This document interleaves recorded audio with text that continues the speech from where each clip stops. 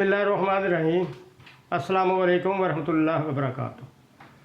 मोहतरम नाज़रीन, मैं हूँ ज़ियाउल्लाह यूट्यूब चैनल आसान इलाज के साथ, और मैं उम्मीद करता हूँ कि आप ठीक होंगे। और अल्लाह से दुआ है कि अल्लाह ताला हम सब को सेहत कामिला अता फ़रमाए, क्योंकि सेहत से बड़ी इस दुनिया के अंदर कोई नेमत नहीं है। बहुत बड़ी नेमत है तंदुरुस्ती। हमारे जिस्म के अंदर बहुत से दूध मुख्तलिफ काम सरंजाम देते रहते हैं। इन दूधों में से सबसे बड़ा जो दूध है वो है जिगर। जिगर हमारे दाएं तरफ पसलियों के नीचे वाक़या होता है। मुख्तलिफ बीमारियां जिगर की वजह से लगती हैं। कभी जिगर बड़ा हो जाता है, कभी हार्ड हो जाता है, कभी ये सुगड़ जाता है। इस तरह हेपेटाइटिस बी और सी भी इसकी बीमारियां हैं मुख्तलिफ। इसका काम असल में ये एक बहुत बड़ा काम ये है कि इसमें सफरा पैदा होता है, जो बाइल जिसे कहते हैं। वो एक छोटी सी नाली के ज़रिए पित्ते में, जिसे गॉल ब्लैडर कहते हैं, उसमें जमा होता रहता है और वहाँ से थोड़ा थोड़ा करके आंत में गिरता रहता है, जो कि चिकनाई वगैरह को हज़म करने में मदद देता है। जब किसी वजह से इसमें के फंक्शन में ख़राबी पैदा हो जाती है तो मुख्तलिफ बीमारियाँ पैदा हो जाती हैं।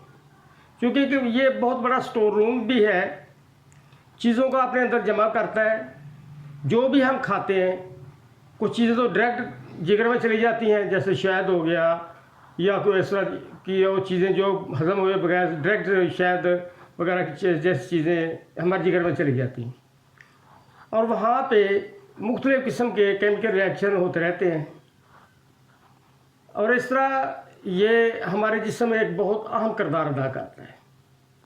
लेकिन आजकल चूँकि हमारे खाने पीने का अंदाज बदल चुका है, जो कि बहुत बड़ी बीमारी हेपेटाइटिस की सूरत में हमारे सामने रिज़ल्ट आता है, बी और सी, जिसे काला यरकान भी हम कहते हैं। तो आज का नुस्खा इस बी और सी के लिए है। 15 दिन इसे आपने इस्तेमाल करना है, फिर उसके बाद आप इसकी रिपोर्ट ले लें। अगर ज़रूरत हो तो मज़ीद 15 दिन इस्तेमाल कर लें, वरना छोड़ दें। आपने करना क्या है कि 4 किलो गाय का दूध लेना है। ऐसी गाय का दूध जिसे इंजेक्शन वगैरह नहीं लगाया जाता, बल्कि वो बाहर चरती है, उसका 4 किलो दूध ले लें। 10 ग्राम आपने फटकड़ी सफ़ेद लेनी है, उसे अच्छी तरह बारीक पीस कर उस दूध के अंदर मिला देना है। उसे आग पर रखें। जैसे ही उससे उबाला आए, उबलने लगे, आग को बिल्कुल मध्यम कर दें। कुछ देर चंद मिनट के बाद वो दूध फट जाएगा। जब दूध फट जाए तो चाहे 1 घंटा लगे, चाहे 40 मिनट लगे, 50 लगे, जितनी भी देर लगे, इसे हल्की हल्की आंच पे, बिल्कुल आंच हल्की होनी ज़रूरी है। जब दूध की फुटकियाँ और पानी अलग अलग नज़र आए तो अंदाज़ा लगा लें कि जो पानी की मिकदार है तकरीबन 2 लीटर होनी चाहिए।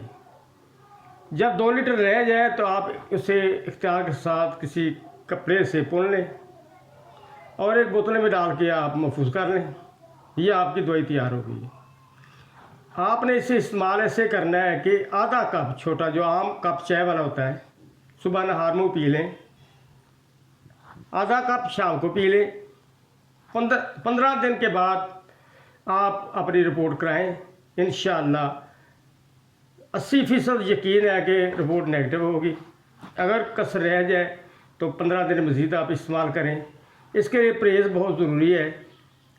चिकनाई वाली चीज़ें ख़ास तौर पे, चूँकि जिगर चिकनाई को हज़म करता है, जब ये बीमार होता है तो चिकनाई हज़म नहीं कर सकता, इसलिए आप चिकनाई वाली चीज़ों से मुकम्मल परहेज़ करें। तली हुई चीज़ें, चिकन वगैरह जो ब्रायलर है, इससे भी आप परहेज़ करें। बहुत अच्छी चीज़ है। इंशाअल्लाह उम्मीद है कि आपको ये ज़रूर पसंद आएगा नुस्खा।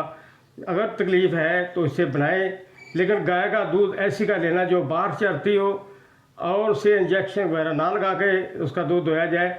डायरेक्ट दूध हो, ताज़ा हो, हर्बल हो। ऐसा ना हो कि वो इंजेक्शन वाली गाय का दूध हो। वो दूध चूँकि अच्छा नहीं होता, इसलिए बेहतर है कि आप अपनी निगरानी में ऐसी गाय का इंतखाब करें जो बाहर चरती भी हो और उसे इंजेक्शन वगैरह ना लगाया जाए, तो बहुत बेहतरीन रिजल्ट मिलेगा इंशाअल्लाह। वस्सलामु अलैकुम वरहमतुल्लाहि वबरकातुहू।